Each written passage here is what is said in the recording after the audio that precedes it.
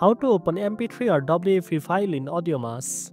First of all, open your web browser and go to the AudioMass website by typing audiomass.co in the address bar.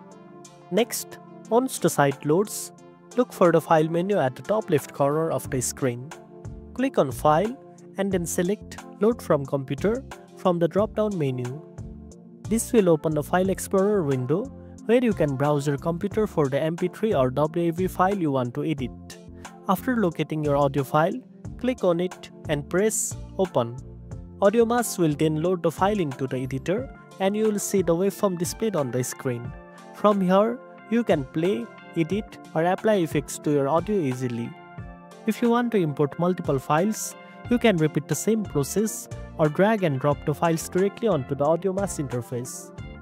One useful tip is that AudioMass supports both MP3 and WAV formats natively, so you don't have to convert your files before opening them. Finally, remember to save your project after editing by going back to the File menu and choosing Export to save the audio in your preferred format. And that's it. Now you know how to open MP3 or WAV file in AudioMass. If you found this video helpful, don't forget to like, share, and subscribe for more tech tips. Thanks for watching, and I'll see you in the next one.